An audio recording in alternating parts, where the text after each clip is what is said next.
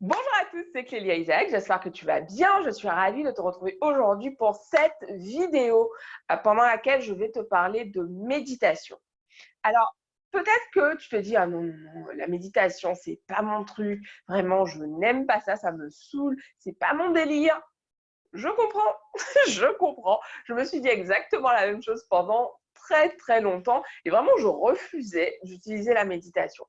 Mais ce qui s'est passé, c'est qu'à un moment donné, je ressentais tellement de stress au quotidien, donc c'est-à-dire que concrètement, j'avais énormément de psoriasis, je faisais des crises de psoriasis, et puis surtout, j'avais beaucoup de palpitations. Donc physiquement, je sentais que ouais, le stress là, le niveau de stress que j'avais, c'était juste pas possible et qu'il fallait que je change quelque chose. Et à ce moment-là, en fait, j'ai découvert le livre Rompre avec soi-même de Joe Dispenza. Donc, je me souviens que c'est ma sœur qui m'a parlé de ce livre, m'a dit, tiens, je pense que c'est un livre qui t'aiderait beaucoup, ce livre de Joe Dispenza. Et en fait, donc, je l'ai lu. Et suite à ce livre, en fait, j'ai commencé à méditer. Ça a été vraiment le début. C'était il y a 2 ans. J'ai commencé, je me suis mise euh, sérieusement, en tout cas de façon assidue à la méditation. Et aujourd'hui, méditer, ça fait vraiment partie de mes habitudes, de mon hygiène de vie. Je te partage ça en fait parce que depuis, ma vie a vraiment changé. En fait, aujourd'hui, je sais que quand il y a une situation stressante, angoissante, euh, ok, augmentons la dose de méditation.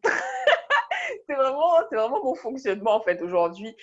Dès que je ressens beaucoup plus de stress que d'habitude, ok, je médite plus régulièrement. Donc ça veut dire que dans une journée, je vais peut-être méditer à plusieurs reprises si je sens que mon niveau de stress est vraiment très très très élevé. Et l'idée, c'est de commencer en fait quelque part. Moi, je suis vraiment partisane du commencer quelque part. Donc, c'est-à-dire que si tu n'as pas du tout l'habitude de méditer, ça ne sert à rien de te dire, ben voilà, ok, à partir d'aujourd'hui, je vais m'asseoir 40 minutes tous les jours pour méditer. Il se peut que tu tiennes, hein, mais la plupart du temps, ce n'est pas dans tes habitudes, tu ne vas pas réussir à faire ça directement. Donc, ce que tu peux faire, c'est commencer quelque part. Et justement, c'est ce que j'ai adoré dans cette méthode que propose Joe Dispenza dans son livre, c'est qu'en fait, il t'apprend petit à petit, il augmente en fait le palier de méditation. Donc au début, c'est une méditation de 15 minutes. Et il se peut que tu te dises, what, 15 minutes, c'est trop. Tu as des méditations guidées sur YouTube. Tu en as de toutes les durées en fait. Et ça peut être juste t'asseoir, voilà, t'asseoir. Et je t'invite vraiment à faire d'ailleurs tes méditations assises, parce que moi, au début, ce que je faisais, c'est que je les faisais coucher, et du coup, je m'endormais systématiquement. Donc, je t'invite à t'asseoir, les pieds au sol, les mains sur les genoux, et puis, si tu... Voilà, juste prendre déjà 2 minutes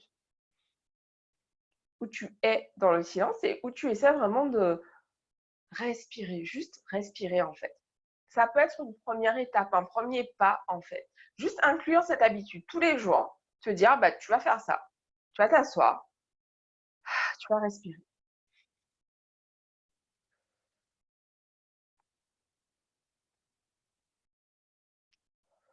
Et te concentrer sur ta respiration. Compter les inspirations. 5, 5.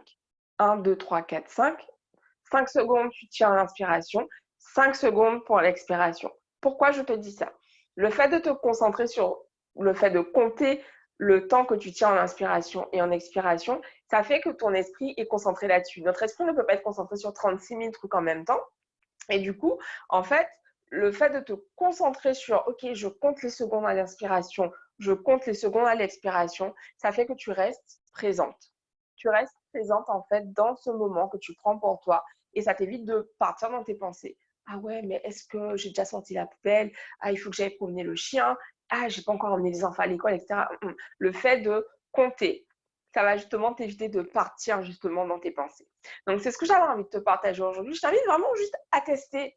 Toujours, quand on me présente quelque chose de nouveau, quelque chose où je me dis, oh là là, c'est pas mon délire. Je teste, j'essaie, je regarde quels sont, euh, est-ce que ça m'apporte quelque chose? Et pas juste une fois, plusieurs fois, pour être certaine que, ok, non, ton truc là, c'est pas mon délire.